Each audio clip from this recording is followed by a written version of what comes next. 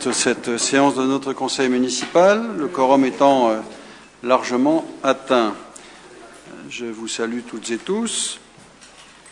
Je vous indique les pouvoirs qui sont en ma possession. Jean-Louis Cano donne pouvoir à Pascal Frangiamor. Liliane Cognard donne pouvoir à Sylvie Lucchesi-Palli. Anne-Marie Spataro à Lionel Gérard. Lydie Baggio à Gérard Keff, Jean-Jacques Gautini à Lucien Vigo. Je veux par ailleurs excuser Michel Fischer et profiter de ce moment pour exprimer devant le Conseil les souhaits ardents de voir Michel évidemment confronté à une épreuve sérieuse, la surmonter. Et évidemment nous retrouver le plus rapidement possible. En tout cas, Michel doit effectivement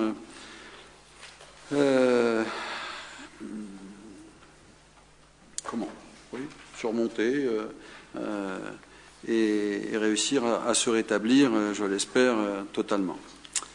Mais il est confronté effectivement à une épreuve importante. Bien. Pas d'autres pouvoirs à me remettre, je ne pense pas. Un ou une secrétaire de séance. Allez, Madame Pont, s'il n'y a pas d'opposition. Donc elle fait l'unanimité, je vous remercie. Le compte-rendu du dernier conseil municipal, y a-t-il des remarques ? S'il n'y en a pas, je considère qu'il est adopté à l'unanimité. Il n'y a pas d'abstention de vote contre. Unanimité, je vous remercie. Nous allons donc rentrer sans plus tarder dans l'ordre du jour de notre conseil municipal. Je vous indique d'ailleurs que ce ne sera pas le dernier avant les vacances. Nous aurons un autre conseil municipal le 30 juin prochain qui sera convoqué pas par le préfet, convoqué par moi, mais l'ensemble des conseils municipaux des départements concernés par la future élection sénatoriale seront convoqués, sans doute à la même date et à la même heure. Ce sera le cas pour chez nous le 30 juin prochain. Donc sachez qu'il y aura un conseil municipal qui portera essentiellement, je n'ai pas dit exclusivement, mais essentiellement sur cette question. Bien. Donc, je vous propose d'entrer donc dans l'ordre du jour. Le premier point, c'est la mise à jour de délégation de compétences du maire, parce que tout simplement, vous avez vu dans la convocation ce sur quoi cela porte.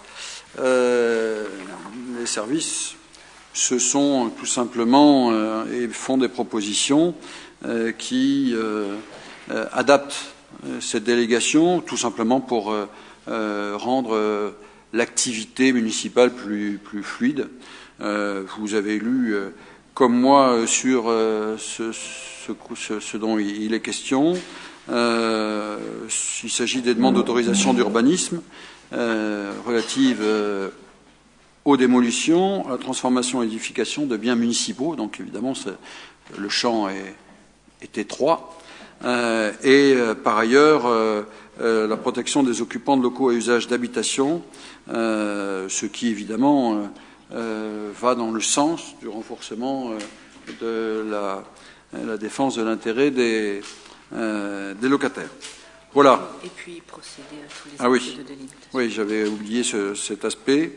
Le fait que je sois en mesure de procéder à tous les actes de délimitation des propriétés communales.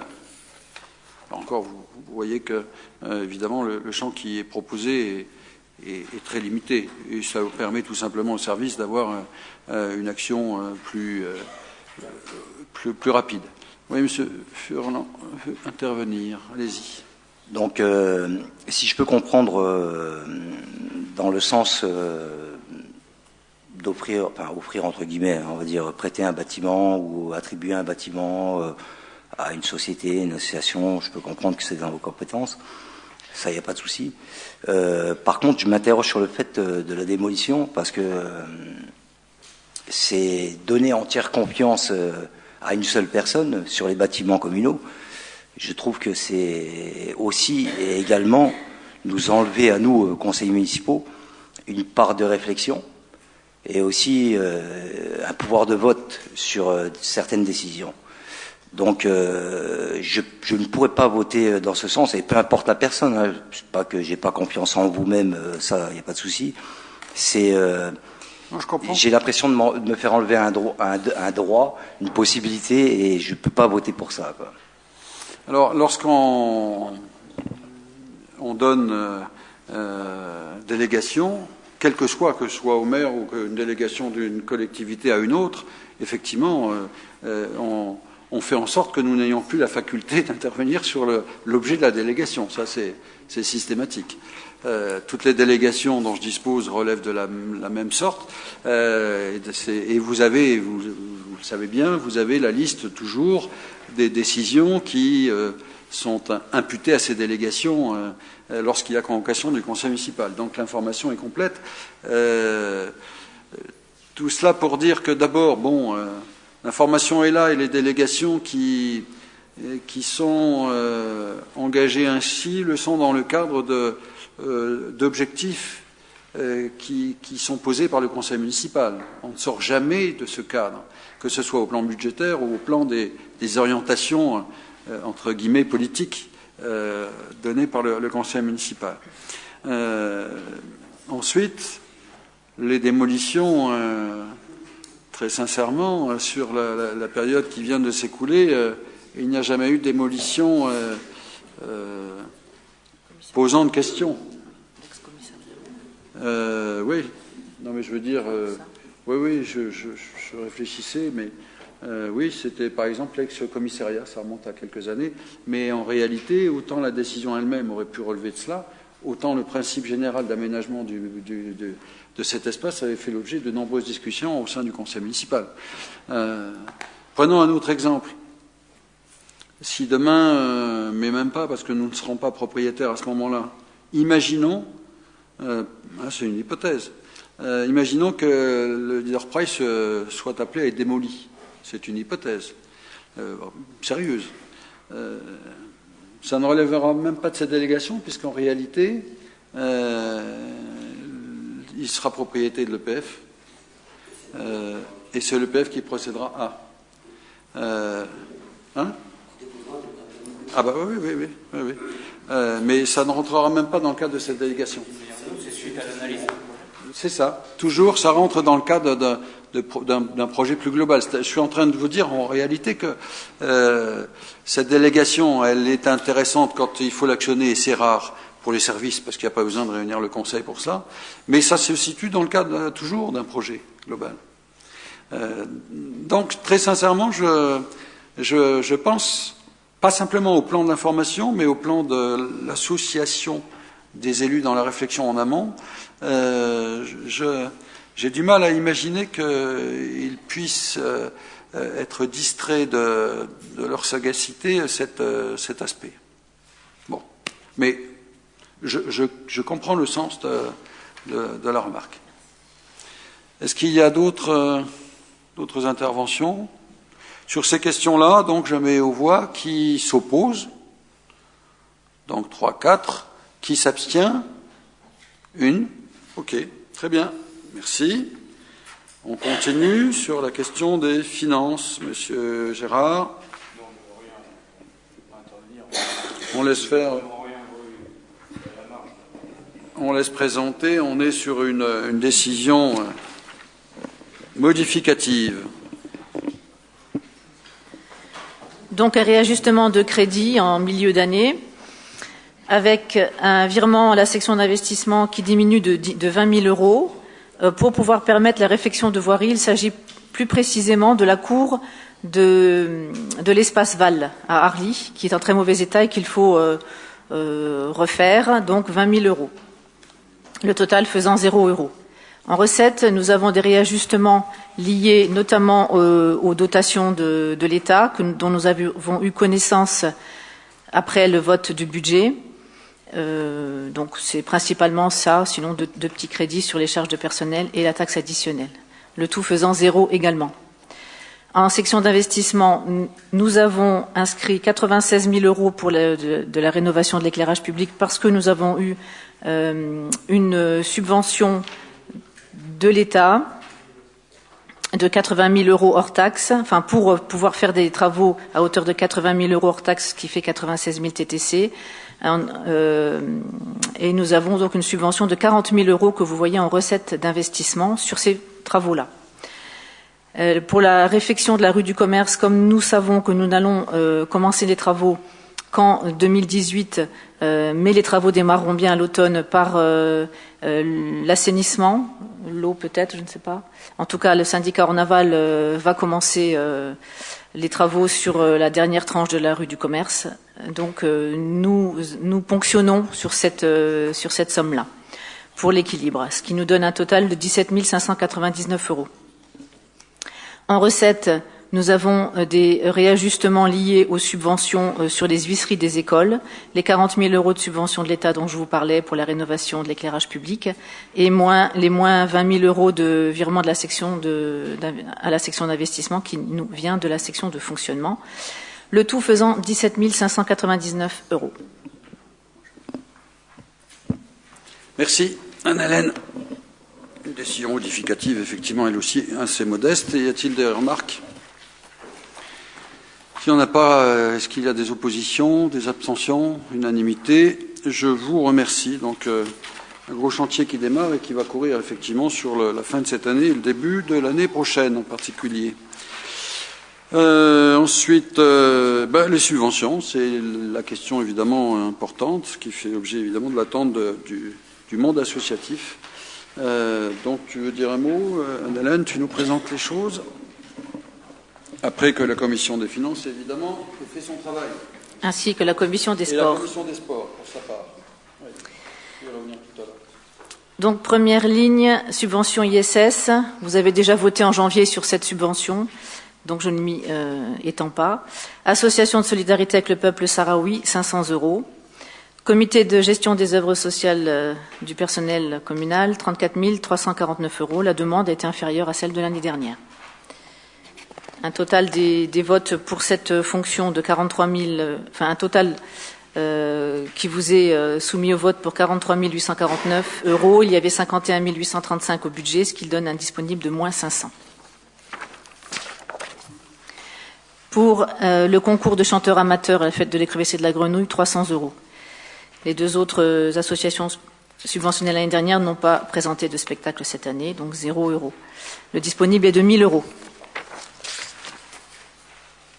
Sur la fonction aide aux associations, UNC, Amicale des anciens coloniaux, les anciens de la 9e DIC, 280 €. 40 € pour les médaillés militaires, 40 pour le souvenir français, 45 pour la FNACA, 60 pour les pêcheurs de l'Orne, 1132 pour la CGT, la CFDT, 348. 70 € pour le comité de la stèle au cimetière russe de Valleroy. 60 pour la Fédération française des médaillés de jeunesse et sport. 70 € pour l'AFMD. 40 pour ceux de Verdun. Le Cercle canin jovicien, 150 €. La Fédération régionale des ouvriers retraités des mineurs de fer et de celle de Lorraine, 740 €. 300 pour l'association des majorettes Jeuf les Chrysalides. 200 € pour le syndicat CGT des mineurs, 100 € pour SOS Animaux, 280 pour Jeuf Puissance 4. Le disponible sur cette fonction est de 950 €. Dans la fonction enseignement-formation, 240 € pour l'UNSS au collège Maurice Barrès, 190 pour l'UPEJ, 816 pour les coopératives scolaires des 6 écoles, 1153 pour le collège Maurice Barrès, dont 920 ont déjà été mandatés puisque déjà votés. Le disponible pour cette fonction est de 146 €. L'action culturelle, 270 € pour Crescendo, 1030 pour le CPHJ. L'association des artistes, artisans et artisans amateurs, 70 €, 165 pour la mémoire du Pays de l'Orne. Le cercle généalogique du Pays de Briey, 50 €, Amom Ferlor, 1080, 2000 pour Marche et Rêve, 54 800 pour le centre socioculturel de Jeuf. Vous aviez délibéré en fin d'année dernière pour revoir à la baisse cette subvention suite au départ des deux principaux agents et à leur remplacement. moins coûteux. 150 € pour l'ULMJC pour la semaine de la solidarité, 2400 pour le Théâtre du Paradis, 600 € c'est une proposition nouvelle pour l'association RF36 Collectif, qui est un collectif d'artistes passionnés par la sidérurgie et qui propose de faire une exposition concert à la médiathèque de Joffre en septembre et quelque chose d'un peu plus important l'année prochaine. La fonction sport. Donc là, je laisse la parole à Monsieur Keff. Attends. Hop. Au niveau du sport, un petit mot quand même. Disons, on a toujours le même effectif. Les clubs ne changent pas. Toujours nos 23 clubs. Donc, le sport à Joffre va bien. On a des très bons résultats. Savoir l'équipe de basket qui a des bons résultats. On a eu des champions au niveau des jeunes, 17 ans, 20 ans. La semaine dernière, le football a gagné la Coupe du PIO. Et on a un karatéka qui va au Portugal en Coupe d'Europe, finale de la Coupe d'Europe. Il est champion de France, donc il va au championnat d'Europe au Portugal. On a des très bons résultats en judo. Donc le sport jovicien va bien.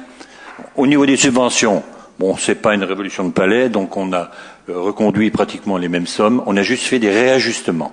Des réajustements parce qu'il y en a qui ont perdu un peu d'effectifs, mais les autres l'ont gagné.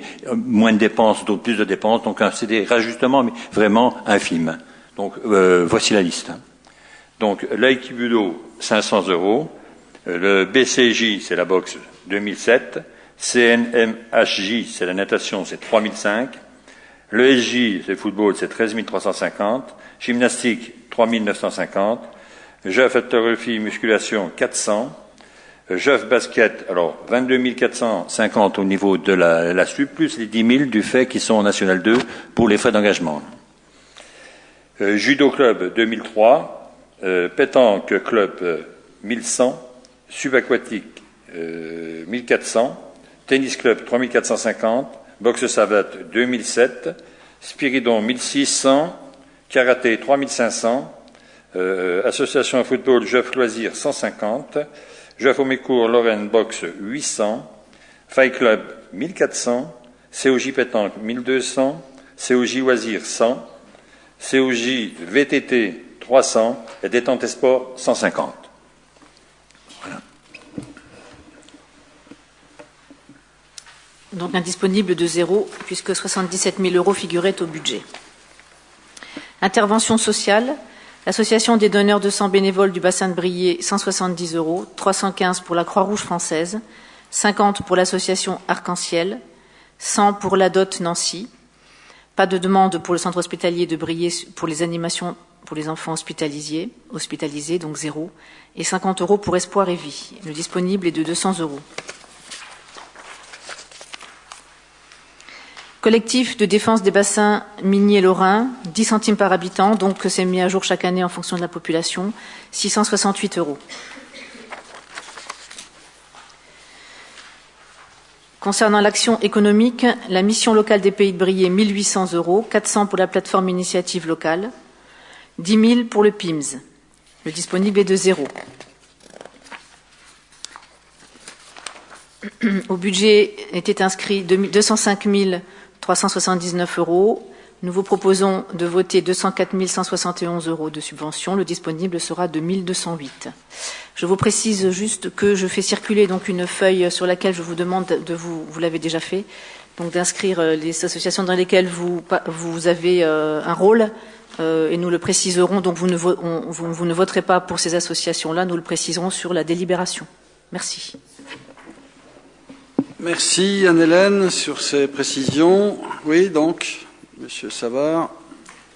Oui, j'interviens sur plusieurs points de ces subventions. Je vais commencer par l'initiative Solidarité Sénégal. Tout le monde ici connaît, puisque je me suis déjà exprimé, mon attachement, non pas à aider les pays que nous pillons, puisque nous pillons leurs ressources, mais au contraire à leur rembourser au moins une partie de ce que nous leur pillons. Pour autant, il me semble qu'il faut que les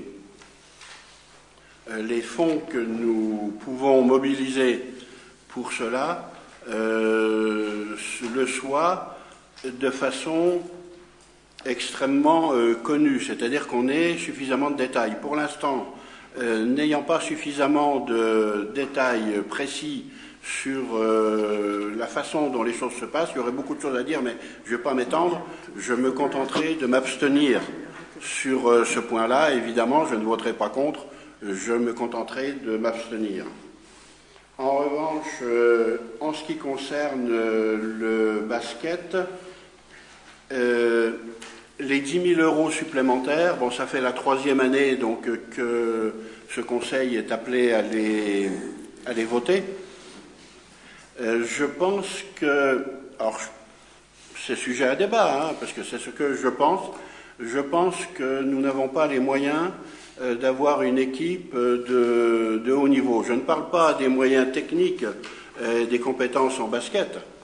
Je veux reprendre l'exemple d'une petite ville équivalente à Jeuf qui s'appelle Gueugnon, qui il y a une 50aine d'années avait acquis le droit de passer en première division, qui est l'équivalent de la Ligue 1 maintenant en football, et qui a refusé, parce qu'elle n'avait pas les moyens dans son budget de tenir cela.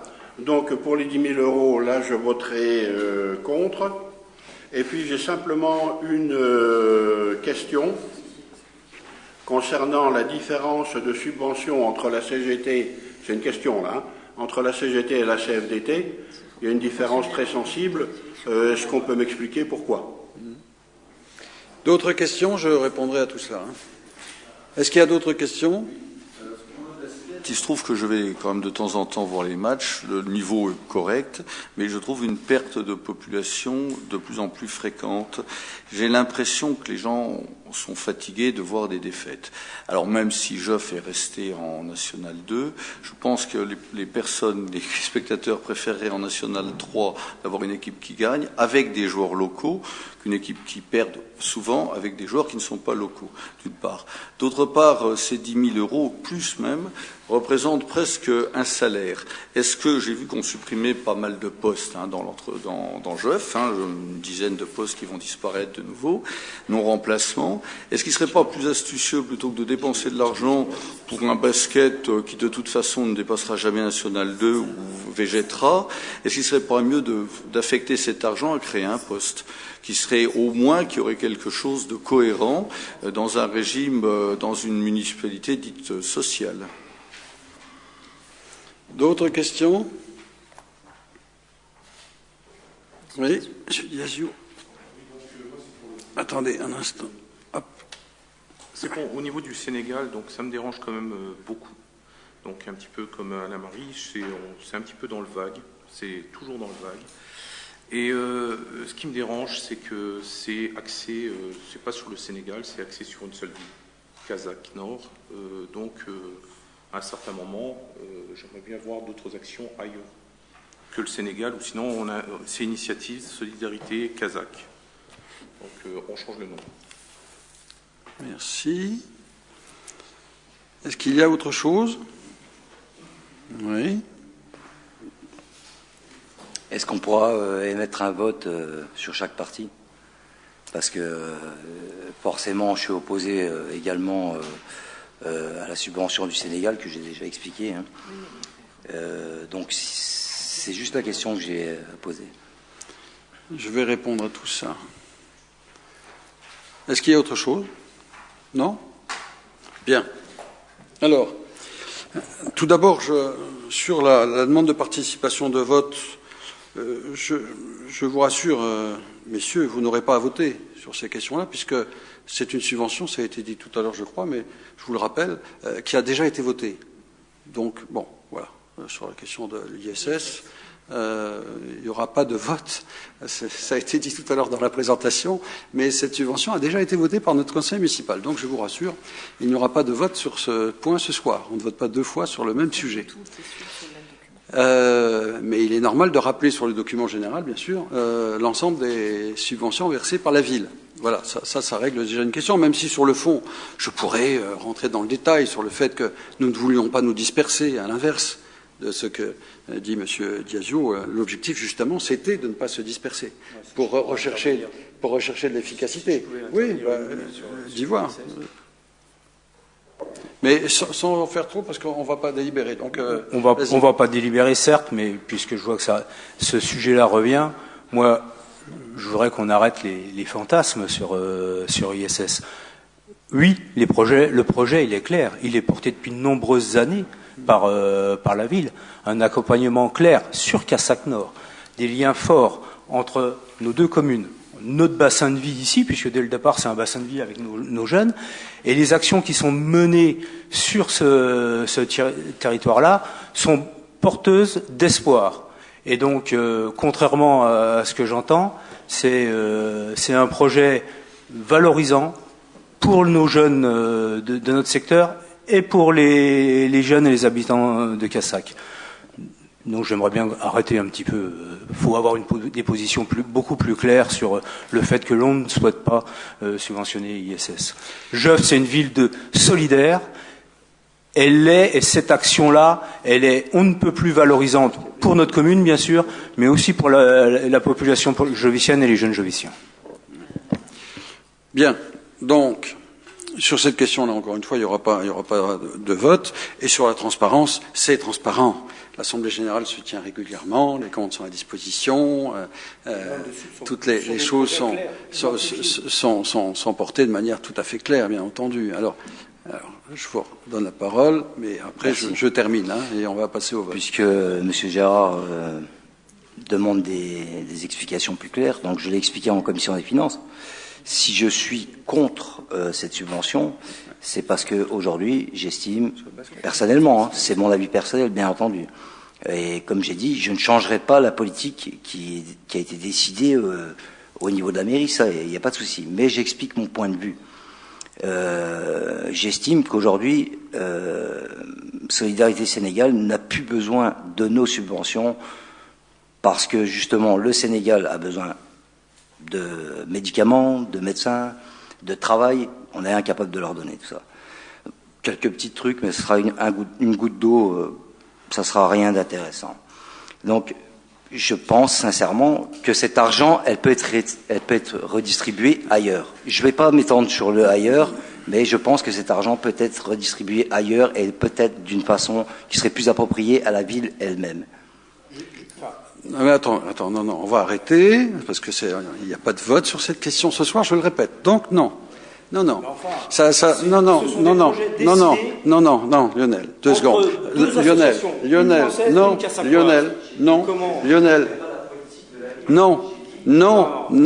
Non, Monsieur Furlan, ce point n'est pas mis à l'ordre du jour parce que nous avons déjà délibéré. Mais, encore une fois, pas de dispersion, de la solidarité active, une goutte d'eau, sans doute, mais une goutte d'eau qui est venue transformer le village et qui je n'ai cessé de l'expliquer, qui a enrichi les centaines de jeunes qui sont partis au Sénégal et des centaines de jeunes venant de notre bassin, et cette initiative a servi comme une initiative pilote, puisqu'elle a inspiré de nombreuses autres villes, de nombreuses institutions de Lorraine. Donc, vous pouvez, avec moi, vous réjouir de l'efficacité de ce que nous avons conduit depuis une quinzaine d'années, qui fait qu'aujourd'hui, effectivement, ça sert de référence. Et c'est reconnu comme tel par les différentes institutions. Alors, je vous propose que je continue à évoquer les autres points. Je termine juste. Moi, je ne vais pas lancer de débat, mais pourquoi ne pas faire juste une présentation de ce qui a été fait et de ce qu'il reste à faire, comme ça, tout le monde est au courant, tout le monde voit. Ça a déjà été fait. Oui, mais je pense qu'à mon avis, ça n'a pas été entendu. Mais ça a déjà été fait. Ça a déjà été fait. Ici, il y a plus d'efforts dans ce domaine-là que vous n'en trouverez ailleurs sur bien des sujets. Donc ça a été fait aussi. Mais non, mais très sincèrement, si d'autres choses avaient été faites autrement, je pense qu'il se peut que nous ayons aussi des remarques. Mais bon, Allez. Sur le reste des questions, c'est assez étonnant d'essayer de lancer un débat sur ce qui ne constitue pas un point sur lequel nous avons délibéré. Alors, sur le reste, j'entends sur la question des emplois sociaux comme si celui qui dit ça aurait des leçons à nous donner dans le domaine social. Ce serait étonnant parce que il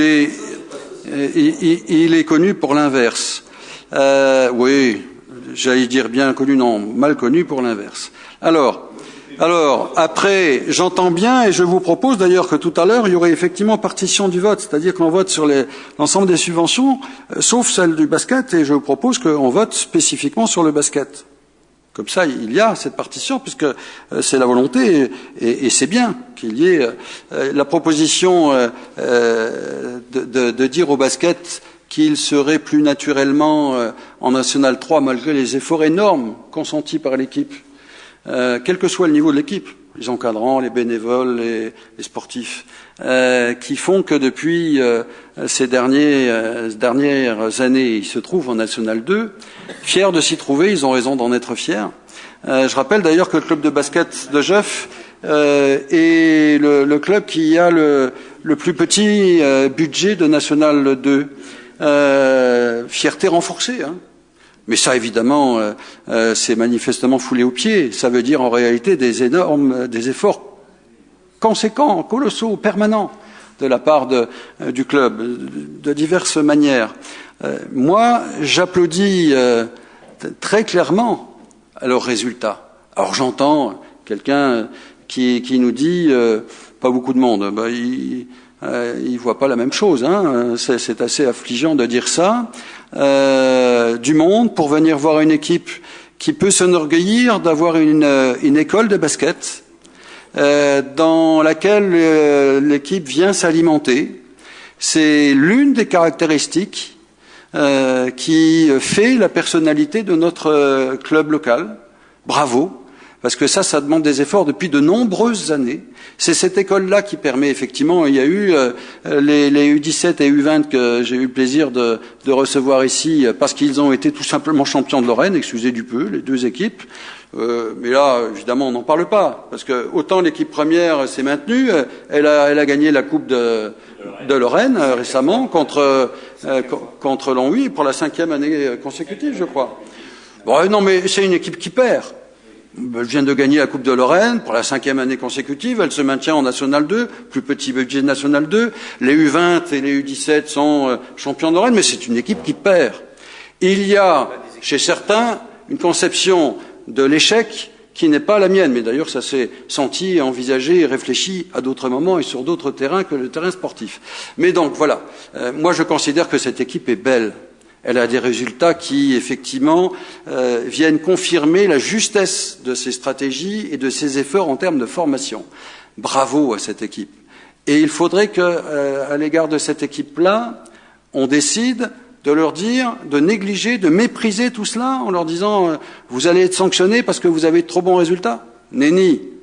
Cette majorité, elle va conforter, confirmer l'engagement qui est le sien auprès de cette équipe, de notre équipe locale de basket. Et j'entends bien que vous souhaiteriez l'inverse, le message est clair. Eh bien non. Non, nous allons confirmer, nous allons encourager, nous allons applaudir, nous allons soutenir notre équipe de basket. Quant à dire, il faudrait prendre 10 000 euros là pour pallier à des besoins. Quelle drôle de conception de la fonction élective que de dire cela. D'abord, en négligeant évidemment, et nous y viendrons tout à l'heure, les raisons qui font que ces dernières années, pas aujourd'hui, parce qu'on essaie d'alimenter l'idée que là, tout d'un coup, on supprimerait 10 emplois.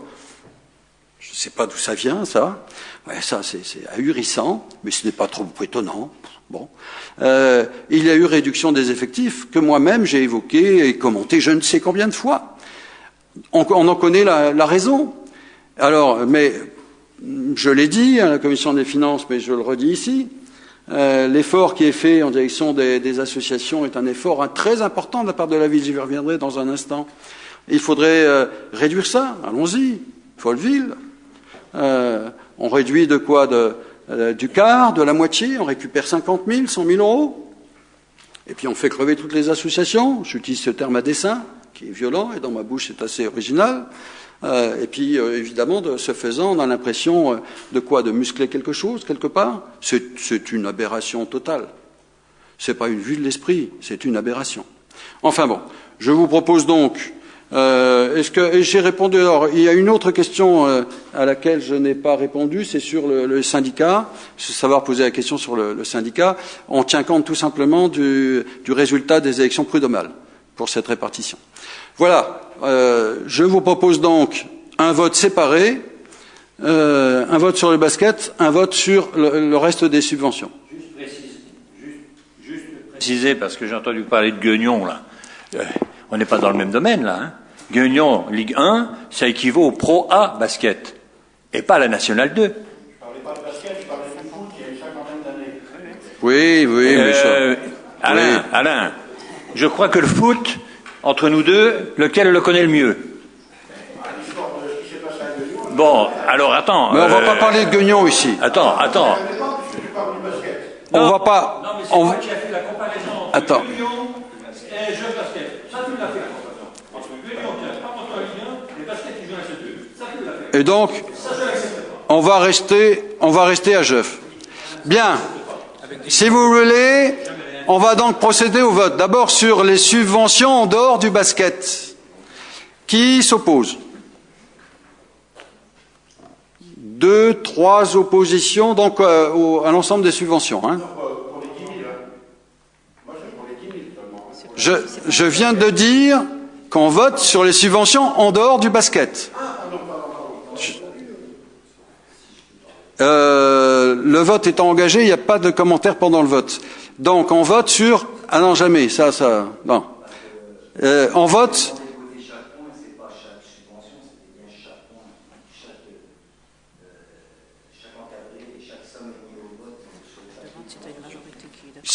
Donc, je mets aux voix l'ensemble des subventions en dehors de celles du basket. Qui est contre? Non, on vote, René. Non. Quand le vote est engagé, on vote. Non, René. Quand le vote est engagé, on vote. Qui est contre? 1, 2 votes contre l'ensemble des subventions. Très bien. On vote sur l'ensemble des subventions. Donc, il y a 2 votes contre les subventions. Qui s'abstient? 1 abstention. Toutes les associations de la ville apprécieront. Bien. Ensuite. Seulement quoi, vous dites? Quelle association?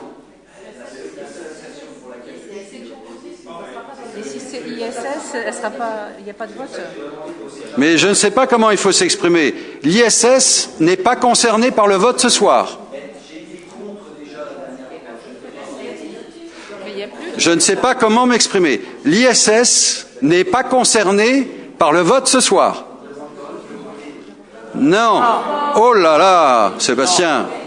Comment faut-il exprimer? Alors en français dans le texte, ISS n'est pas concerné par le vote ce soir. Alors je ne sais pas, est-ce qu'on peut le dire dans une autre langue? Je ne sais pas, moi. Pas là-dessus, Sébastien. Soit on vote contre ou pour les associations. Ben voilà, donc vote contre les associations, d'accord. Et là, M. Diazio aussi. Très bien. Donc, toutes les associations voient leur subvention ne pas être votée de cette manière. Sauf ISS, parce que l'ISS a déjà eu le vote, ce qui est extraordinaire. Enfin bon. Donc, ensuite, sur le basket, puisqu'il y a une demande de partition sur le basket, à laquelle j'accède, puisque là, effectivement, fait l'objet d'un vote. Qui s'oppose à la subvention du basket? Alors, une voix. Comment? Il n'y a pas de partition dans la subvention. On vote une subvention au basket. Ah bah oui.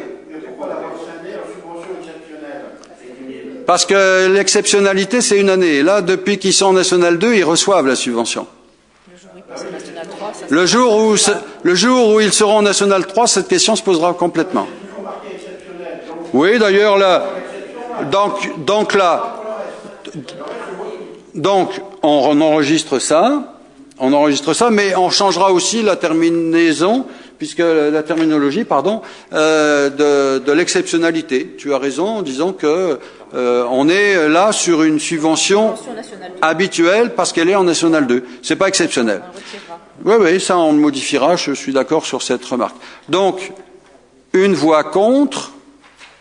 Est-ce qu'il y a des abstentions? Il n'y en a pas. Donc la subvention du basket est adoptée. En moins une voix. Mais là aussi, bon. Donc, quelques commentaires de ma part. C'est un exercice toujours intéressant que celui-là, je trouve. Intéressant parce qu'il est toujours révélateur. Révélateur en cela qu'il permet d'envoyer des messages à des interlocuteurs fort nombreux. Toutes celles et tous ceux qui sont impliqués au quotidien pour notre ville, dans tous les domaines, caritatifs, de santé, de mémoire, patriotique, culturel, sportif, etc. Cette ville, elle peut s'enorgueillir d'une richesse que lui envient bien d'autres villes, et quelquefois de taille supérieure à la nôtre. Et elle a raison aussi de porter haut quelques notions, celles de la culture ouvrière, de la syndicalisation, de la solidarité internationale. C'est tout ça qui font la spécificité de Jeuf. Et la majorité aura bien compris qu'elle en est la garante. Elle en est la garante. Mesdames et messieurs et mes chers amis, nous en sommes les garants. Ça s'est exprimé de belle manière ce soir. J'en suis ravi. Profondément ravi. C'est bien que de temps en temps, des clarifications interviennent. Et donc, chacun saura regarder, saura être enseigné de ce qui se fait, de ce qui se dit, de ce qui se vote ici. Et il n'y a rien de surprenant dans ce qui vient de se produire. Hein. Il y a confirmation, tout simplement. Et donc, moi, je me réjouis, je remercie les bénévoles, je remercie la commission des sports de ce travail, et en particulier de son vice-président, parce que accompagner les sportifs, c'est pas simplement présenter les choses là, mais c'est d'être présent à leur côté en permanence. Et je sais bien ce que ça représente, parce que dans cette ville, il se passe pratiquement tous les week-ends, il se passe quelque chose. Dans le domaine sportif, mais dans tous les autres. Et la municipalité est présente pratiquement partout.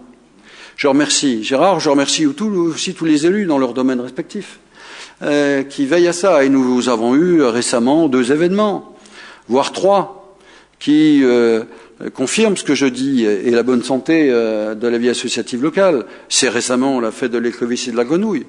Elle a lieu aussi en lien étroit avec le monde associatif. Je cherche Sylvie du regard, qui s'est parfaitement bien déroulée. Donc félicitations à toi et à la commission et à tous ses membres. Mais sans la vie associative, sans les associatifs, elle n'aurait pas lieu, elle n'existerait pas. Et en même temps, elle joue un rôle parce qu'elle intervient positivement pour faciliter la vie associative. Donc c'est formidable. Il y a eu la rencontre, je regarde Audrey, avec le Conseil de la vie associative, qui s'est tenu récemment et qui s'est tenu à l'occasion de rencontres entre le maire et les associations locales. Et il y avait un bon nombre d'associations présentes avec un débat extrêmement riche qui s'est conclu de belle manière. Donc mes félicitations, Audrey, à toi et à ta commission. Il y a eu la Cavasic Park, en direction de la jeunesse, mais pas seulement, parce que là aussi, il y avait plusieurs associations. Donc, mes félicitations à Pascal Franc-Jamor et à sa commission. Je pense ces 3 exemples parce qu'ils sont récents. Et nous, ils en ont vécu de forte manière. C'était beau. journée fleurie, où il y avait du monde, hein, lorsqu'on intervient sur le terrain, comme on le fait depuis, je ne sais plus, 20 ans, je crois, pour nettoyer les bords de l'Orne et d'autres espaces. Enfin, on sort d'une période, mais en même temps on rentre dans une autre où les rencontres sont formidables, extrêmement diverses, extrêmement éclectiques, et tout ça est beau, tout simplement, tout ça fait du bien. Je veux le redire ici. Et encore une fois, tout ce qui nous fait du bien, tout ce qui concourt à la vitalité de cette ville trouvera toujours à être renforcé. Voilà ce que je voulais vous dire en quelques mots. Ça disfécite au monde associatif, ça disfécite à cette majorité et à ceux qui l'accompagnent pour avoir compris tout cela, avoir pris les bonnes décisions.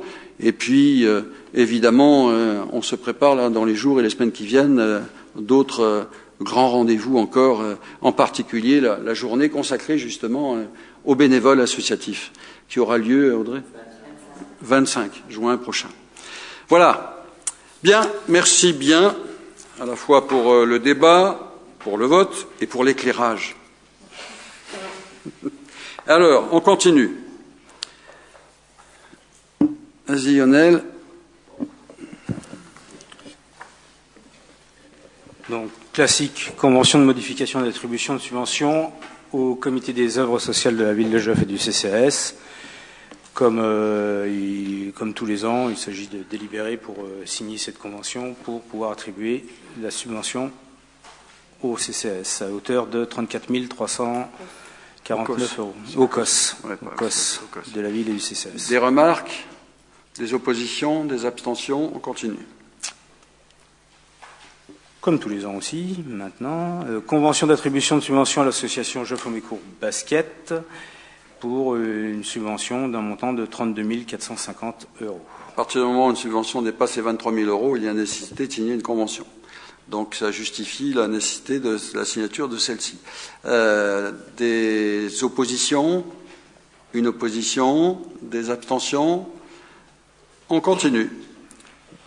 Prise en charge de dépenses, Joffre-Mécourt Basket 34,50 € pour le bal de la Saint-Patrick. Joffre puissance 4, 341,18 € dans le cadre de la journée fleurie. Des oppositions, des abstentions, on prend en charge. Un avenant à la convention avec anciennement la ville de Briey qui est devenue le Val de Briey, donc sur le cinénomètre. En fait, il faut noter que maintenant c'est le Val de Briey. Rien de spécial là-dessus, unanimité. Je vous remercie. Adhésion de la commune à la pépinière d'entreprise Omégal. Il nous a semblé préférable d'adhérer à la pépinière de 100 euros plutôt que... Avant, voilà. on votait une subvention. Voilà, il nous paraît préférable de... Non, on a été sollicité pour verser une subvention, mais il nous paraît préférable d'adhérer plutôt que de verser une subvention. Des oppositions? Des abstentions? OK. Personnel, modification du tableau des effectifs des emplois permanents.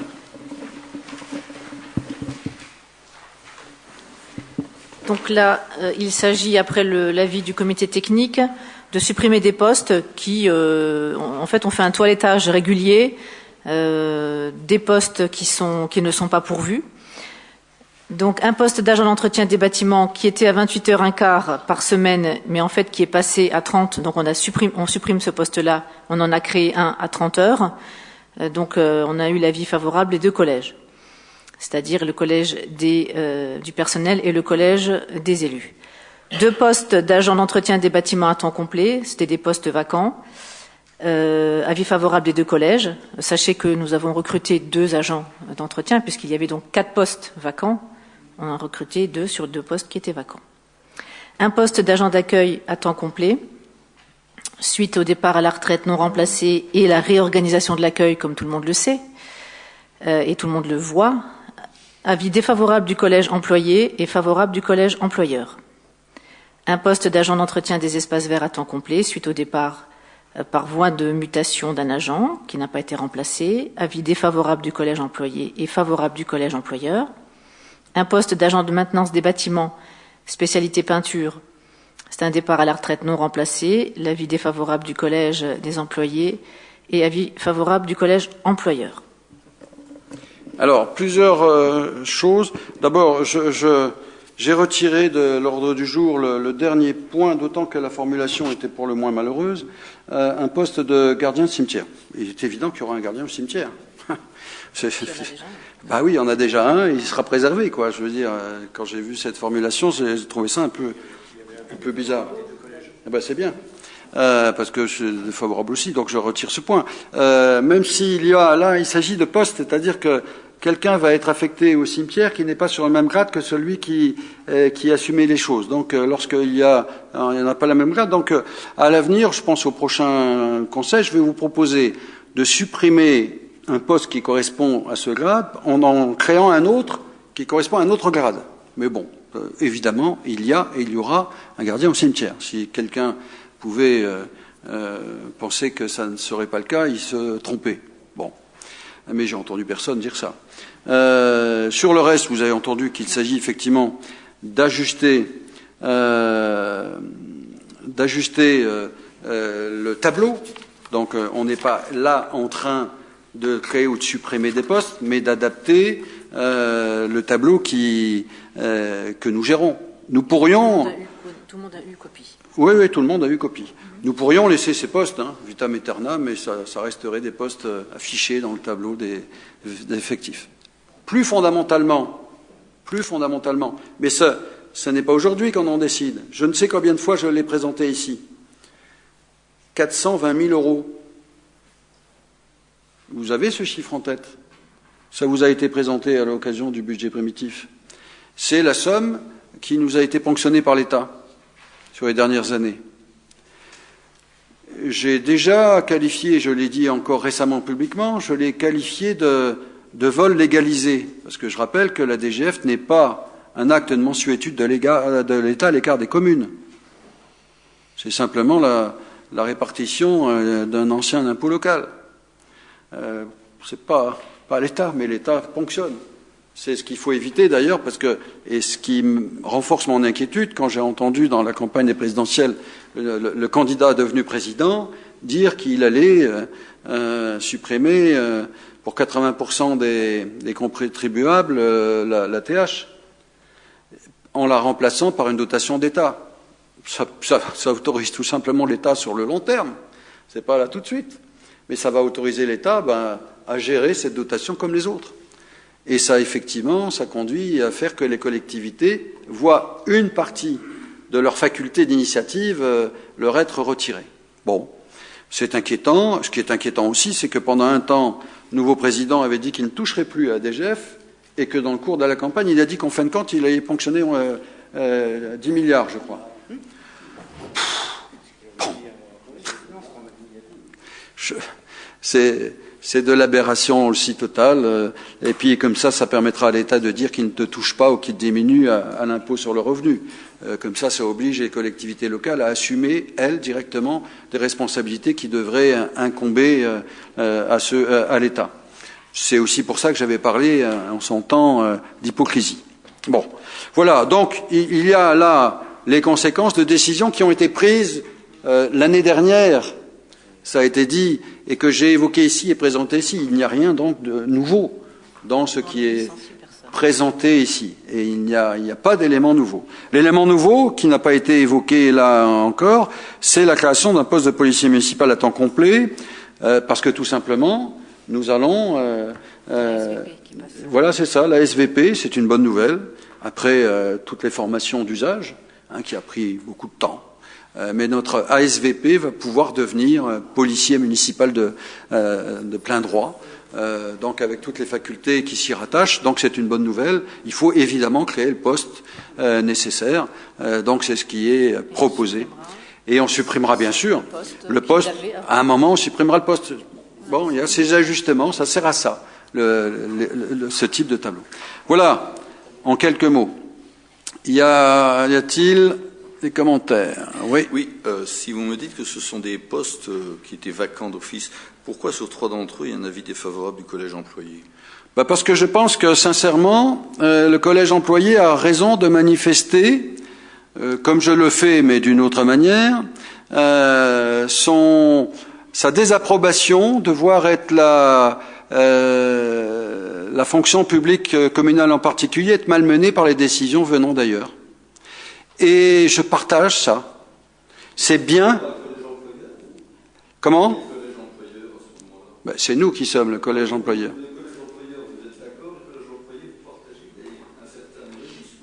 Eh bien non, mais réfléchissez un peu, ça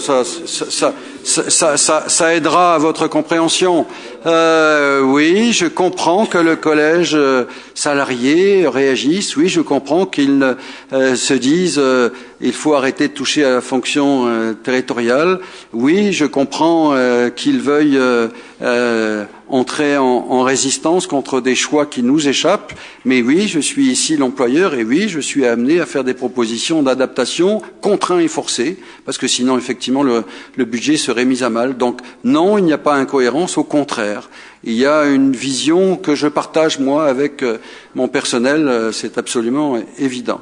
Monsieur Savard, vous vouliez intervenir?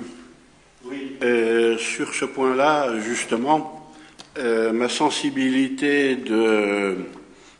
on va dire, de partageux, fait qu'effectivement, je rejoins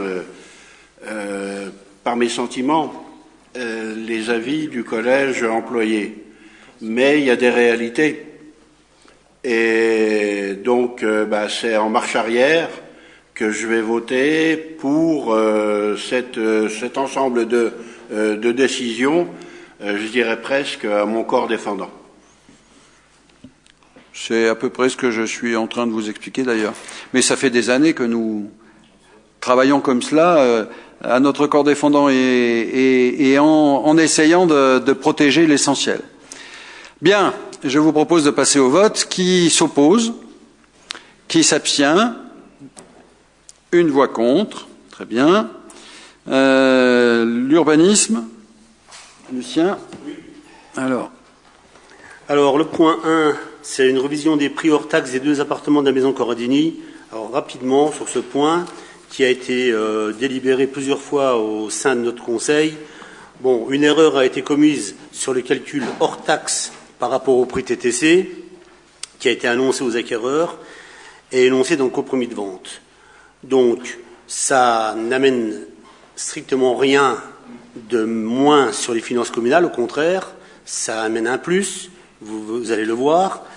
Les prix TTC ne changent pas. Sur le premier appartement, le T2, le prix TTC est à 54 150 € TTC, ce qui fait une somme réelle de 45 125 € hors taxe, alors que c'est annoncé 43 320 €, donc c'est 2 000 € de plus. Et pour le deuxième, le T3, le coût TTC est à 66 666 € TTC, soit 55 555 € hors taxe, alors qu'il a été annoncé à 53 332,80 €. Donc il y a un plus à chaque fois, un plus, pas beaucoup, mais il y a un plus à chaque fois. Donc, il est proposé au Conseil de corriger effectivement cette erreur, de fixer les prix hors taxes, comme je viens de le dire, à 45 125 € et à 55 555 € hors taxes, de charger l'étude de Maître Jarnoux, L'Homme et Harris 4 de Brie de réaliser les actes notariés et d'autoriser Monsieur le maire ou son représentant à engager les démarches et signer les documents nécessaires pour la vente. Bien, y a-t-il des oppositions, des abstentions? On continue. Le point 4.2, c'est mise en copropriété de la maison Corradini et désignation de la commune comme syndic de copropriété. Donc, la ville de Geoff est propriétaire de la maison Corradini depuis le 29/12/2016. Cette maison, cette bâtisse de type R+1, donc aujourd'hui, c'est le rez-de-chaussée appartient à la ville et il y a de l'activité sanitaire à l'intérieur, médicale, sanitaire, et à l'étage, les 2 appartements. Donc, en réalité, il y aura demain 3 propriétaires, la ville plus les 2 propriétaires, le propriétaire de chaque appartement, ça fait 3. Donc, ce qui est proposé, c'est que soit mise en place une copropriété. Donc, on va rencontrer les 2 propriétaires des appartements pour fonder cette copropriété. C'est bien que la ville y soit, et c'est bien que la ville soit le représentant de cette copropriété. Donc, après, vous avez toute une liste sur le document des tantièmes. Évidemment, quand on crée une copropriété, on divise l'espace par rapport à l'espace total. Et vous avez là, je ne vais pas vous les énumérer, hein, mais vous avez les différents lots avec les différents tantièmes. Et ce qui est proposé au Conseil, c'est de valider l'état d'esprit de division réalisé par le cabinet Mélas-Trosina de Montigny-les-Metz en date du 14 mars 2016, d'autoriser M. le maire et son représentant à engager les démarches et signer les documents nécessaires à la mise en copropriété et de désigner la commune comme syndic de la copropriété. Des oppositions? Des abstentions? Il n'y en a pas? OK. Le point 4.3, j'ai décidé de le retirer de l'ordre du jour parce que la Commission souhaite disposer d'éléments donc elle travaille sur le sujet, donc elle a besoin d'un peu plus de temps. Donc je le retire de l'ordre du jour. Très bien. Le point 4.4. Donc là, le point 4.4 et le point 4.5 concernent les deux résidences, donc la résidence Jean Moulin et la résidence Maurice Pelletier, qui vont être prochainement vendues à l'OHS. Et donc pour cette vente, il est nécessaire de faire une division parcellaire pour réintégrer dans le domaine communal les routes qui sont autour de la résidence. Alors vous avez les schémas. Sur la résidence Jean Moulin, on voit bien la partie assurée, c'est donc ce qui va rentrer dans le domaine communal, c'est la route tout autour de la résidence. Et puis vous avez un espace central qui est en blanc, c'est une parcelle qui est communale, qui restera une parcelle communale privée. C'est-à-dire que ça restera dans le domaine communal. Et pour la résidence Maurice Pelletier, vous avez le schéma juste en dessous. Là, ça concerne la partie assurée. Donc, c'est le trottoir, la rue et le trottoir qui sont devant la résidence. La rue du 8 mai, ouais. Et puis devant, il y a une partie de l'espace vert qui est devant la résidence, mais une seule partie, comme l'indique le schéma. Bien. Oui, il y a deux délibérations différentes. Délibérations différentes. Sur cette division parcellaire, parce qu'il y a des divisions. Donc sur la première division parcellaire sur Jean Moulin, y a-t-il des oppositions? Des abstentions? Il n'y en a pas. Sur la division parcellaire, donc résidence Pelletier, y a-t-il des oppositions? Des abstentions? Il n'y en a pas. C'est adopté à l'unanimité. Le 4.6. Le point suivant, fixation du prix de vente des 7 appartements de l'espace Marie Curie. Suite à la consultation pour le recrutement d'une agence immobilière en août dernier, l'agence Bonaparte de Geoff a été retenue pour commercialiser les logements. Les 7 appartements créés à l'étage de l'espace Marie Curie sont achevés. Ils sont d'ores et déjà trouvés acquéreurs et qu'ils pourront donc être vendus dès que la commune en sera propriétaire. C'est-à-dire qu'il faut que la commune, on signe l'acte de vente avec l'EPF, et après, on pourra vendre directement aux potentiels acheteurs. Alors, il est proposé au conseil municipal, vu l'estimation de France Domaine en date du 15 mai 2017, donc c'est il y a 15 jours, enfin 3 semaines, de fixer les tarifs, les prix de cession à 38 000 € hors taxe pour le T1, 50 000 € hors taxe par T3, et il y a 3 logements, et 61 000 € hors taxe par T4, et il y a aussi là 3 logements. Bon, oui. Monsieur Furlan. J'ai juste une question concernant ce point-là, justement. Le prix de cession, donc c'est nous, le tarif qu'on va appliquer à la vente. Est-ce qu'on a le prix d'achat à l'EPFL? Je crois que c'est l'EPFL qui est propriétaire actuellement. Ah, c'est pas du tout ce prix-là. L'EPF, on a acheté le... Non, est-ce que on l'a déjà voté, Ah, oui. le prix auquel nous allons l'acheter, le PFL? Non, on l'a déjà voté. Je ne parle pas du prix global avec les investissements, je parle juste du prix final qui va être parce appliqué. qu'on ne parle pas avec l'EPF, on ne parle pas des appartements, on parle de l'ensemble. C'est un ensemble. De l'ensemble. Parce que l'EPF, lui, n'intervient pas dans... Oui, parce que vous nous donnez les prix de fixation, donc je pense que ça a été réfléchi, mais on n'a pas cette donnée, quoi. Ça aurait été... Oui, mais c'est ça, oui, mais il y a la démolition dedans, il y a tout dedans. Parce que il y a tout dedans, le chiffrage que l'on me donne. Il y a la démolition, il y a l'achat des 2 bâtiments, il y a la parcelle, il y a la maison à côté. Donc, il faudrait regarder ça de manière plus précise.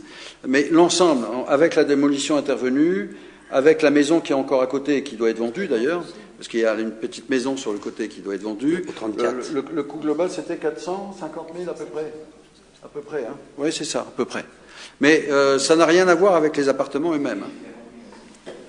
Bien. On le paye en 5 annuités. Oui, en 5 annuités. Mais ça, on a fait l'objet aussi, tout ça a fait l'objet de délibérations nombreuses de la part de notre conseil municipal. Délibéré, ça, l'achat de...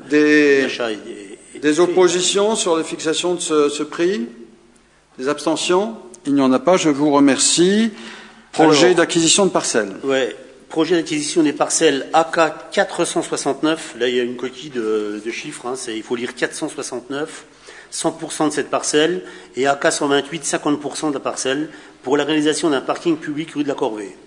Alors, ces parcelles que je connais bien, parce que j'ai habité très longtemps dans cette rue, ça appartient aux héritiers Beans, ceux qui avaient la droguerie dans le temps, et donc ces parcelles sont aujourd'hui à l'abandon complet, et donc l'idée c'est d'y construire un parking public de 24 emplacements. Voilà. J'ai rencontré M. Beans à plusieurs reprises et donc il y a accord de sa part pour nous le céder à l'euro symbolique. Nous reviendrons sur le projet d'aménagement du parking, évidemment, sans doute l'an prochain. Des oppositions, des abstentions, je vous remercie. Le point suivant, c'est un accord de principe pour l'acquisition de 50% de la parcelle AI 718 dans le cadre de la réhabilitation de la rue de Franchepré. Cette parcelle, elle est située tout en haut de la rue de Franchepré, entre l'assureur qui a là et la pharmacie. Là. Vous voyez où est la pharmacie? Il y a un commerce de vêtements pour dames. Je n'emploie pas des bons termes aujourd'hui. Un commerce de vêtements pour dames. Et c'est juste à l'arrière de ça, il y a un passage là. Et ce passage-là, il est à l'abandon. Par l'arrière, devant. Devant, ouais. Ce passage est à l'abandon. Les propriétaires ne souhaitent pas réaménager et ils sont d'accord pour céder donc une partie de 50% de la parcelle à l'euro symbolique. Ça fait partie de la rue de Franchepré. On ne va pas laisser les choses en friche. Bien, pas d'opposition, j'imagine, sur ce point. Pas d'abstention. Je vous remercie. Préciser qu'il y a une coquille aussi dans le prendre en charge. Ah, oui, c'est pas la parcelle 128. C'est pas la parcelle AK 128, c'est la AI 718. C'est ça. Voilà. Bon, il faut modifier l'intitulé de la parcelle. C'est ça.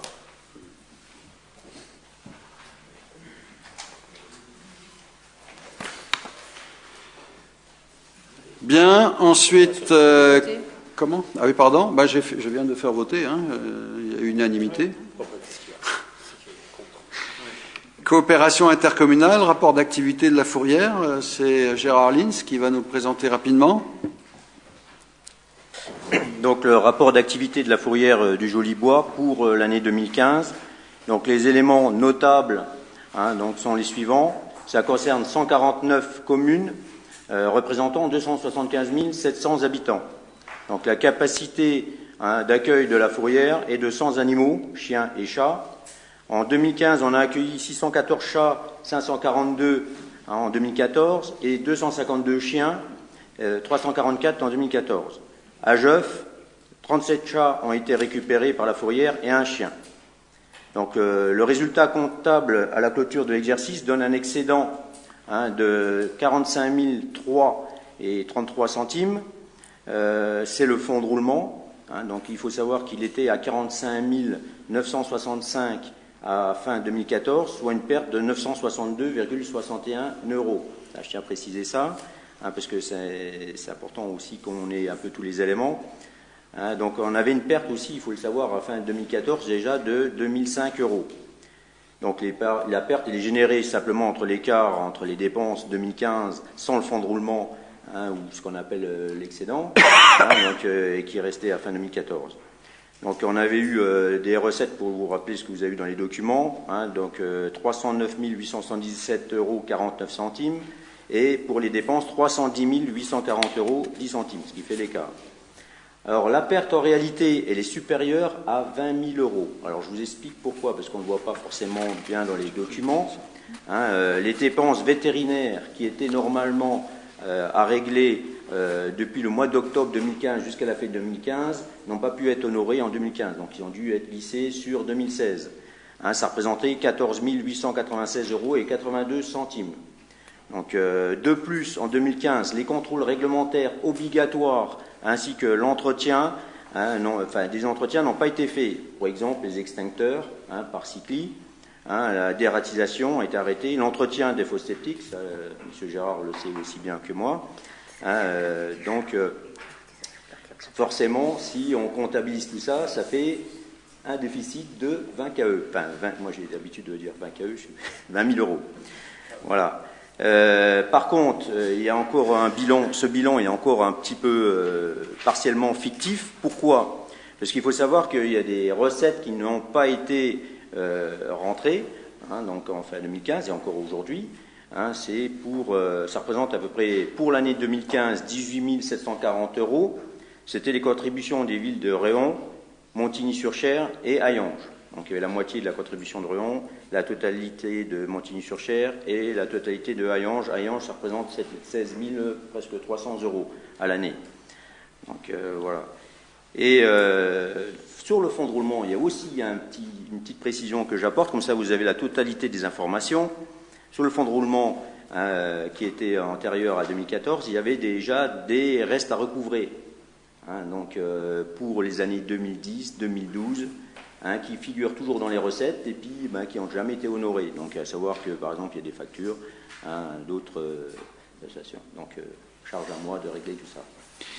Merci Gérard. Non, pas simplement, vous l'avez bien compris, une présentation, mais un examen assez complet et une présentation complète de la situation réelle du syndicat qui a évolué depuis, on le sait, sous ton impulsion, et bravo à toi. Mais voilà, vous avez une présentation, on ne se prononce pas sur ces questions. Je rappelle, parce que il me plaît de le faire, nous sommes l'un des rares conseils municipaux à présenter à chaque fois des rapports sur les syndicats intercommunaux dans lesquels nous nous trouvons.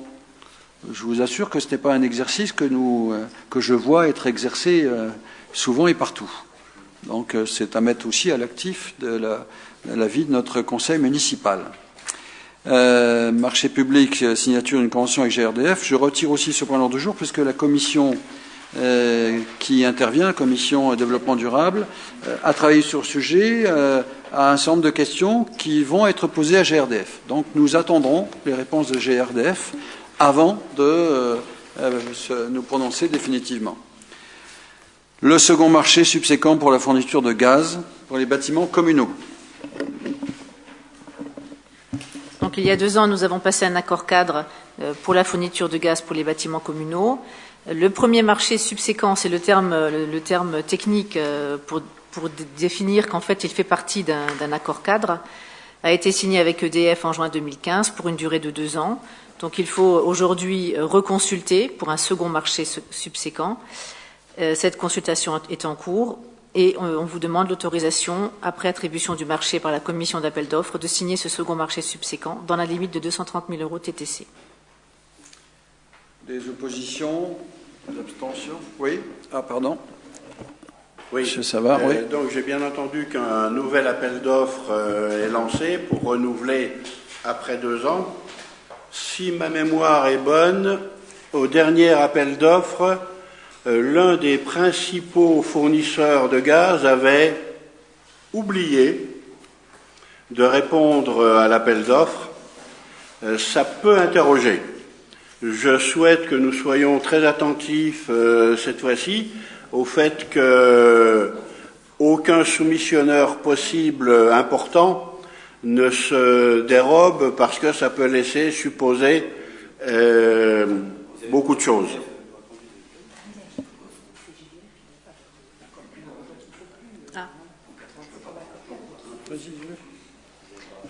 Donc, ils n'ont pas répondu à l'accord cadre, c'est GDF. Ils n'ont pas répondu à l'accord cadre, donc ils ne seront pas consultés. Ils sont hors accord cadre. Ils se sont éjectés d'eux-mêmes.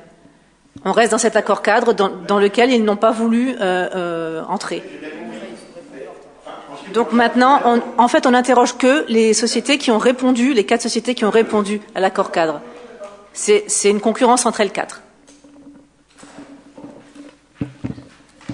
Après, ça, c'est une stratégie de tel ou tel groupe. Bon, c'est pas à nous à les déterminer. On peut effectivement, de temps en temps, s'interroger sur leur stratégie. Mais là, bon, ça ne relève pas de la responsabilité du conseil municipal. Bien, vous avez les informations concernant les décisions que j'ai eu à prendre par délégation. Ah oui, pardon, je n'ai pas fait voter sur ce point. Qui s'oppose à ce point? Pas d'opposition, pas d'abstention, c'est adopté à l'unanimité. Donc vous avez les informations sur les décisions prises et sur les DIA qui sont intervenus depuis le dernier conseil municipal. J'ai une question orale qui m'a été adressée par M. Savard, donc je lui laisse le soin de la présenter.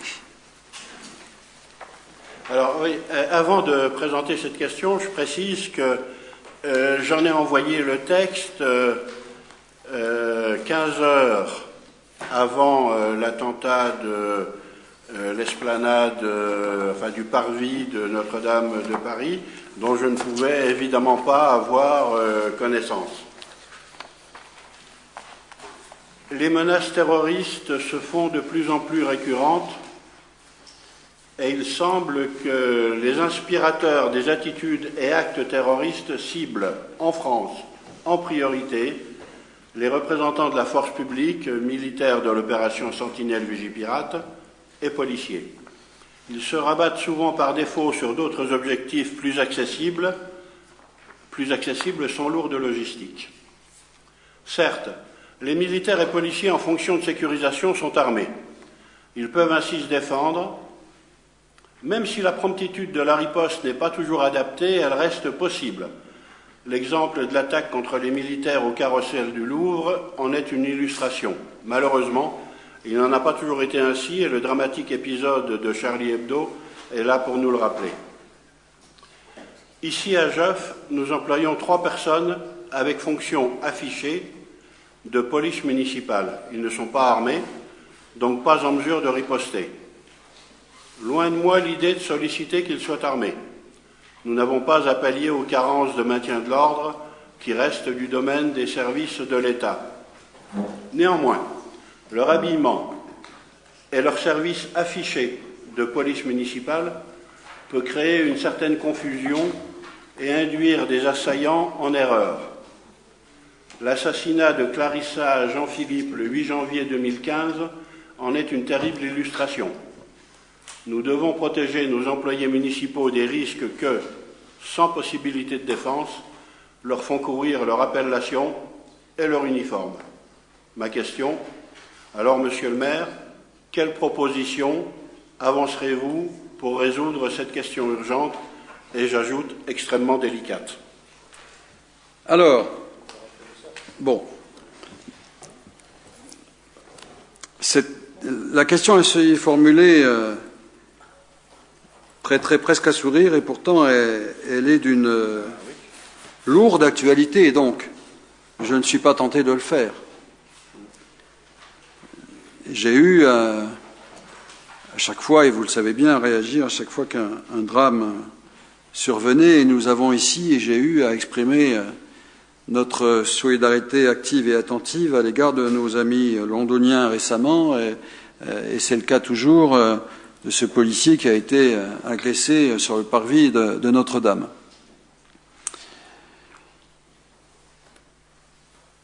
Nous sommes ici et ailleurs, en France et ailleurs, récemment en Iran, enfin, dans la plupart des pays, en Afghanistan, enfin,